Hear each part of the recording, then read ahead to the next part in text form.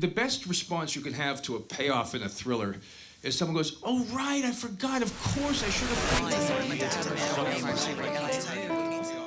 On Story offers a look inside the creative process from today's leading writers, creators, and filmmakers. All of our content is recorded live at Austin Film Festival and our year-round events. To view previous episodes, visit onstory.tv.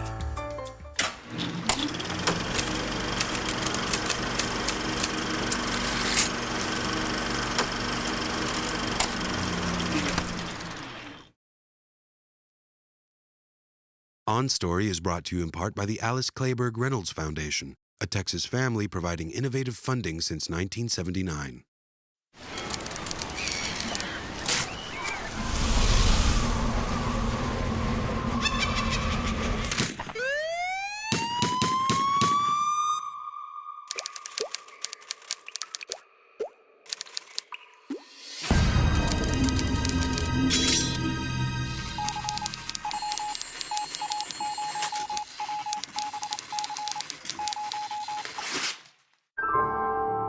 From Austin Film Festival, this is On Story, a look inside the creative process from today's leading writers, creators, and filmmakers. This week's On Story, Manchester by the Sea's Academy Award-winning writer, director, Kenneth Lonergan. I found in each film that I've done that every single accident that happened on camera was something I always really wanted to put in the movie. And I think it's a lesson to me to loosen up a bit, because you get this beautiful spontaneity and you don't know what's going to happen. And if you can capture it on film, it can be great.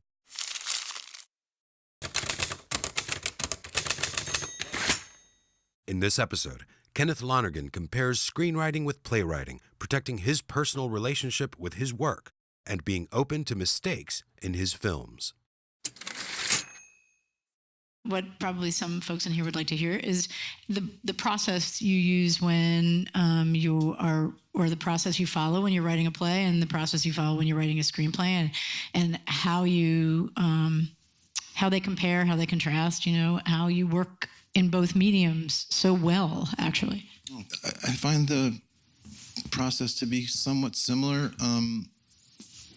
in terms of trying to figure out what you're writing about and let that come out, and follow your instincts when things seem to be going well and when they seem to be going poorly.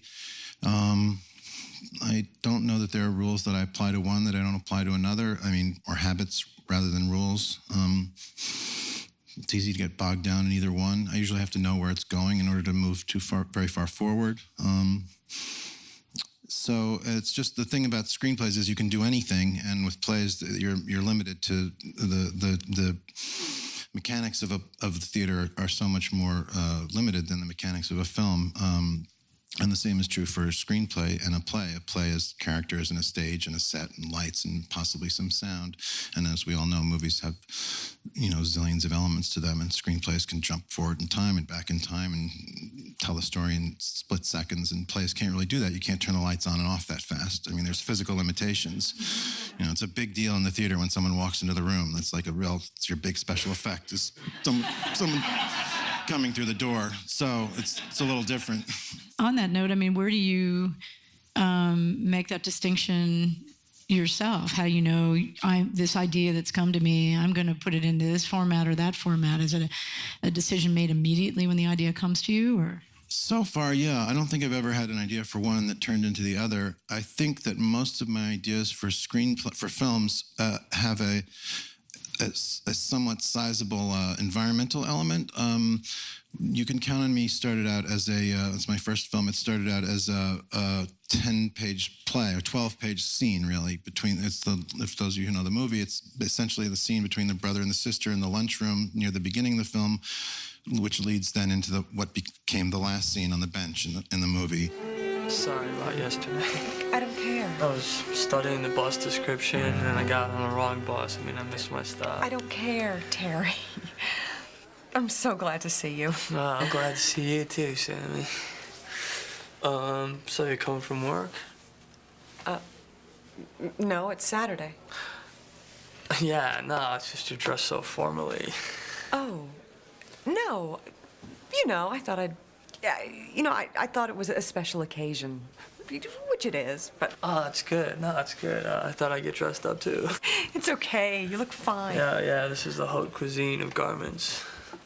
What? I really liked that scene. It was just the two characters, and there was no little boy. And I thought I really liked the characters, and I thought they might be useful for something else. And I was watching a play that I wasn't enjoying very much that had a little boy in it, and my mind was wandering a little bit. And I thought, oh, gee, what if the sister in that skit had a little boy, and the brother became friendly with him, but then kind of everything up. And I immediately thought that would be a really good story, and I could see the whole arc to it. And I knew also right away that it was going to be a movie and not a play, because along with those thoughts came the thoughts about their feelings about the town and her feeling of confinement in the town, but also security and his feeling of restlessness. And I knew the environment would be really important, and that's something that's much harder for me to convey. And I think it's much harder for the theater to convey a sense of the outdoors. The environments in the theater can be really great, but they tend to be more indoorsy in my experience, unless you're Shakespeare and you can simply create a huge outdoor space with your language, but that's not one of my capabilities.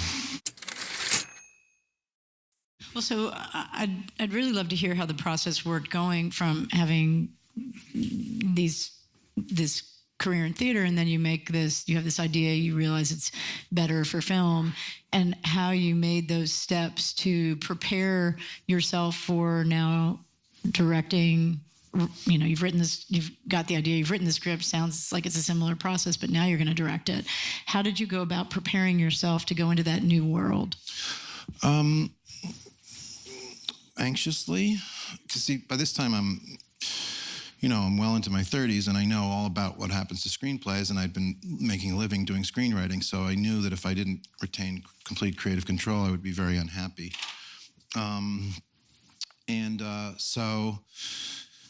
So that then I did a lot. It's a long story. I don't know how much detail you want, but I guess creatively, I tried. I was really nervous about. I never thought about shots before. I never thought about like how I wrote the script, and I had a couple of ideas for shots, but I never thought about how I wanted it to look. I interviewed some cinematographers, and one of them said, watch a lot of movies that you like, and see what you want to rip off. Because he said it'll never look like that anyway, but it'll give you a starting place. And I did that, and I ended up, I looked at a number of films that seemed to me thematically connected, or whose I tried right away not to do anything too fancy visually, because I knew I wouldn't be able to handle it. I wanted to keep it simple. I ended up mostly looking at Coal Miner's Daughter, which many of you may have seen. I hope you have. It's one of the great movies. And that film is shot really naturalistically, but the shots are very selected, and it's subtly but very carefully shot. And so I did that, and then we shot listed with a deep. I asked a lot of. I'll tell you, the best thing I did was I told everybody I met that I didn't know anything. And I said, and I'm not embarrassed to be ignorant. I really don't know what I'm doing, and so I don't understand what happens on the set the first day. I don't understand what this person's job. And I had this great line producer, Jill Footlick, who just walked me through everything, and just kind of really, and the learning curve was perpendicular. I mean, having never directed a film before. So I had a lot of help, and I asked for a lot of help. And I think people appreciated my, not to be immodest, but I think people appreciated my not pretending to know stuff I didn't know. But I knew what I wanted it to end up like. I just didn't have any idea how to get it there. Yeah, well, so that integration, I think, especially in those scenes in the bank where this weird relationship is going on between these two people, to see that emotional back and forth that's going on between the characters is really beautiful. You're the worst manager we've ever had. Oh, come on, I mean, Sammy. by far the worst. I don't want to trade insults with you. I don't want to be fired, Brian. I've been working here for 7 years. Well, and if I were you, I'd be a little nervous about firing an employee I just had an affair with, okay? What? Hey, don't threaten me, Sammy. I'm not threatening you. I'm not threatening you. Well, I think it's an area that we ought to explore. You explore it. I'm going back to work. Had that all been thought out when you were writing the script, or was that something that as you were making this particular film, since it was your first, that you were thinking about in the process of getting ready to direct it? Most of the shots were figured out. Steve Kazimierski and I, the DP, just spent 3 days shot listing the entire movie. So I didn't do storyboards, but we had an idea for how to shoot each scene. And that was fun and really interesting to do too. And you don't have to stick to it, but Jill advised me to have, and Steve advised, he said, have at least one idea showing when you show up in the morning, and you can change it when you're there, but it's good to go in with some idea what you want to do. So we would go through the whole script, and it's interesting, and it's really interesting because it gets you to think about what the scene's about, because since you can put the camera anywhere. I mean, you're limited when you don't have a movable set, but you essentially can put it wherever you want. So your choice of shots, you find that if you're not being given arbitrary advice based on what might look cool in a generalized way, which is something I think is to be resisted, unless you like that kind of thing. But I think there's a reason, there's an emotional content to each scene, and there's a story content to each scene, and the way where you put the camera can really help reinforce that and reflect it, and can tell you things that you can't be told any other way. So, for instance, this is really small example, but there's a scene where they're having dinner and they're all supposed to be getting along. And Steve and I said, this is just a really happy, cheerful scene. Everyone's getting along really well. And he said, well, then maybe we should start out with some energy. And he said, one way you can do that is you can have Laura come in, and the camera can be going the opposite direction. That tends to create a little visual energy. And it's not like a big action shot or anything like that. All she's doing is walking in from the kitchen. The camera's going the other way, but it does create a certain cross movement. And then it swings around and follows them as they sit down at the table, and I didn't know anything like that. So I thought that was a really good idea. And then you just start talking about the specifics of what's happening in the story, and you find yourself having visual ideas. And then later, as I got used to doing that, I'd have more and more. And another thing that was really fun, there's a scene, I don't know if you remember, there's a scene where Mark Ruffalo is sitting in the bathtub, and there are these two blue towels next to him. And that was one of my few visual ideas when I was writing the script, because my idea was that he had not had a bath in a nice bathroom for a long time, and that he felt like a sort of an alien being in his sister's pristine bathroom with the perfectly folded blue towels. So I said this to the set designer and the set dresser and the cameraman and the costume lady and everyone, and we got these really nice blue towels, and I went in myself and smoothed them out so that I wouldn't have any wrinkles. And I told Mark my idea for the scene, and I was so happy because it's just a little teeny scene. There's a little dripping, and I was like, wow, it's exactly how I imagined it. And it really comes across. Like, you don't know if it's kind of a subtle idea. There's no words. There's not explained or anything. But if you write a scene like that and you tell everybody about it, it kind of comes through. And I said, Mark, you feel like you're in another planet because the bathroom is so neat. And that's what he did, and that's how it looked. And I was really pleased with myself. You, I think, have some really interesting ways of getting into emotional content. One of my favorites, because it caught me so off guard, was this scene in Margaret where, she's had this tragedy occur and she's absorbing it, and all of a sudden up comes this scene that seems disconnected from everything else, and you're in a diner and you hear the mundanity of conversation from all of these people, and it's like, what's going on here? And can you talk a little bit about what you were thinking about that one, how it ended up on the page? Sure. That was similar to the bathroom scene in a way, although more complex. The other dialogue that's written out side by side, the two ladies in the booth next to them, their dialogue is, written in a parallel column to the dialogue of Darren and Lisa in the corner. And I think I wrote that there's a slow push in on Darren and Lisa. And I think that was one of the central ideas of that movie, that while this enormous thing is happening to her, the rest of the world is going about its business and really doesn't care, not because it's indifferent, just because it has its own business to mind. And that kind of feeling you have when you're shaking over something and nobody else is, because they're not living your life with you. That folds into a lot of other things the film's about. So it was written out that way, and then we basically shot it as written. Just tell her I will talk to her later. Show off, and then you know. No. She's not a show. I've been thinking that she's just the best doctor.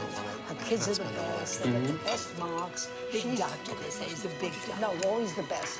But let me tell you something. I met her on the street. You know what you think? It's a very good idea. My grandson was just.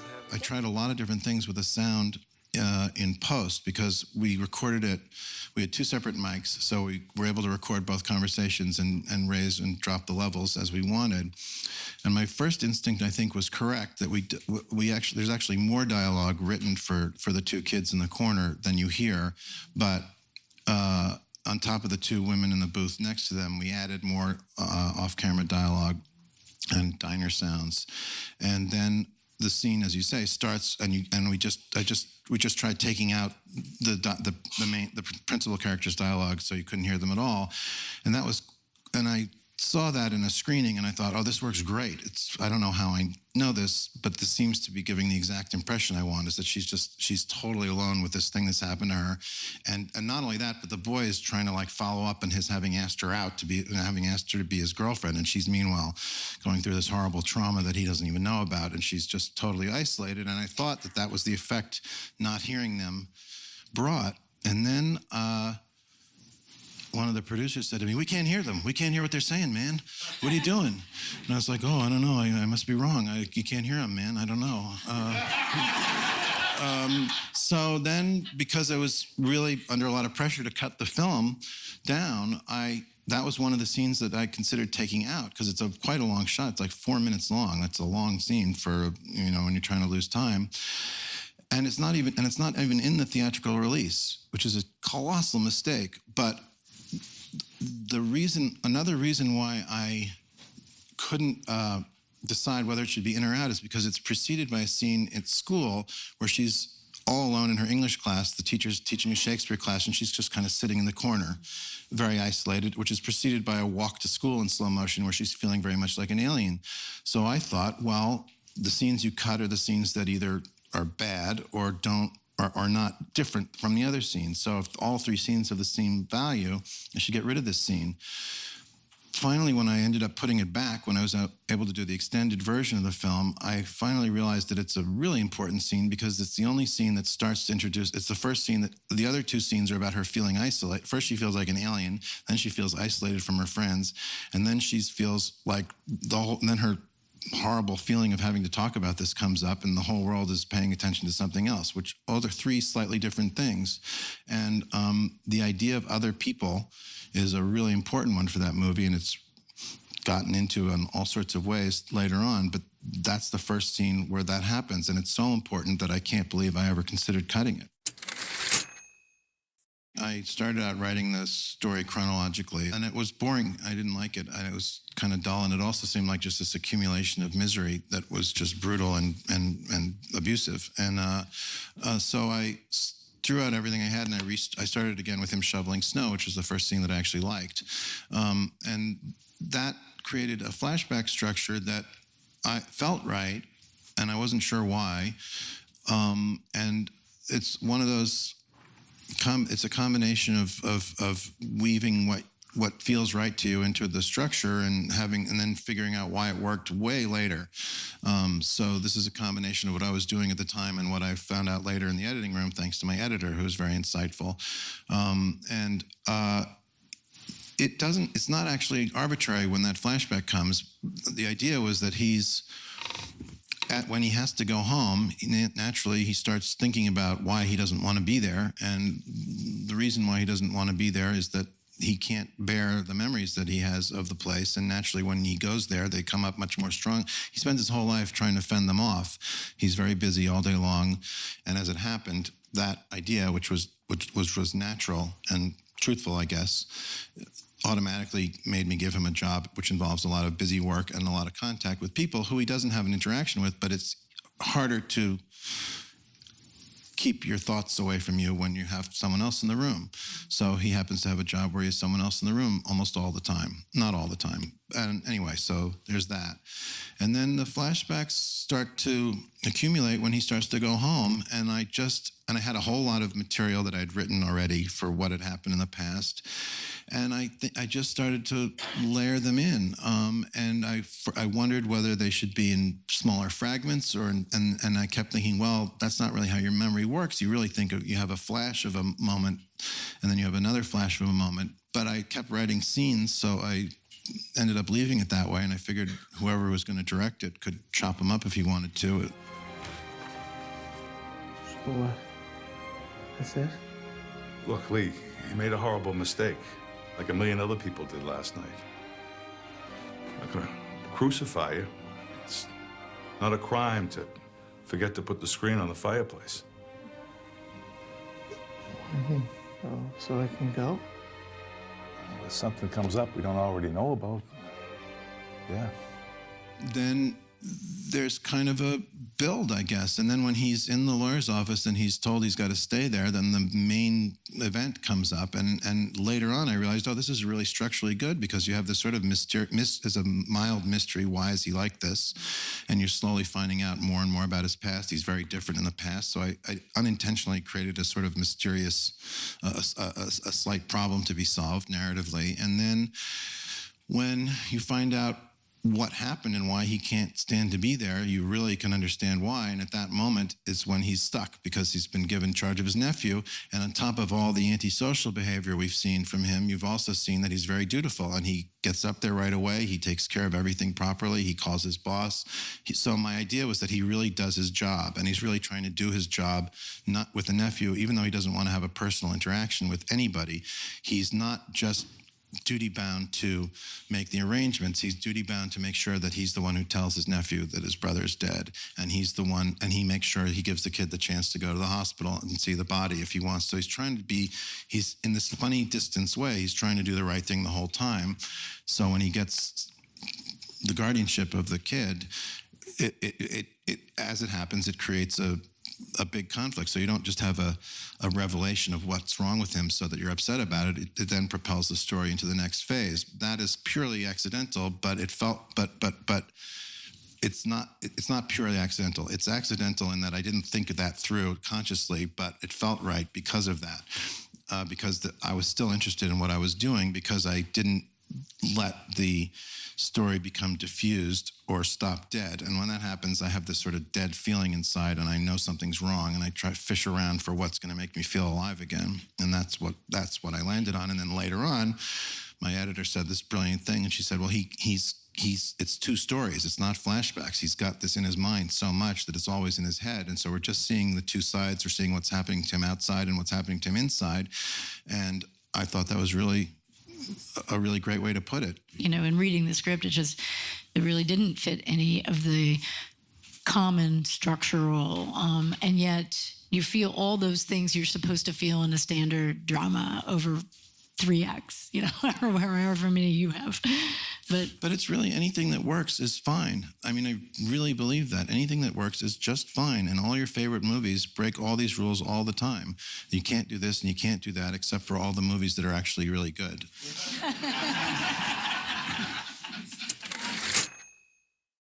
This whole concept of tragedy in all your films, you know, even the first one, even You Can Count on Me, starts out with, you know, this parents dying. It's not the same as the next two, but can you talk about why is that a driving force? What are you wrestling with? And obviously in Manchester it's huge, but in Margaret it was huge too. So I really don't know. I mean, that's a sort of I don't mean this is an invasive question, but it's a personal question because I don't know. You know, you do enough work over time, you see certain interests of your own emerging without necessarily knowing why. I'm interested in a lot of things, but I only write about a few things. I hope I write about different aspects of a few things enough that it's interesting, but I've never known the answer to that. One thing is that I don't know, I guess I'm just interested. There's certain things that I just can't process, and I guess those are the things that you end up writing about, possibly. It's not... I think really the answer is that I think everyone has something that that they're worried about or focused on or interested in or absorbed by or can't deal with in another way, and that's or interested in for some reason. I don't know why some interests come out through your writing and others don't. I wish I did know. I wish I could write about everything that I'm interested in. So it's, I guess it seems dramatic to me. I'm compelled by it, and I can't really say why. You've been watching A Conversation with Kenneth Lonergan on Story. On Story is part of a growing number of programs in Austin Film Festival's On Story project, including the On Story PBS series, now streaming online, the On Story radio program and podcast in collaboration with Public Radio International, and the On Story book series available on Amazon. To find out more about On Story and Austin Film Festival, visit onstory.tv or austinfilmfestival.com.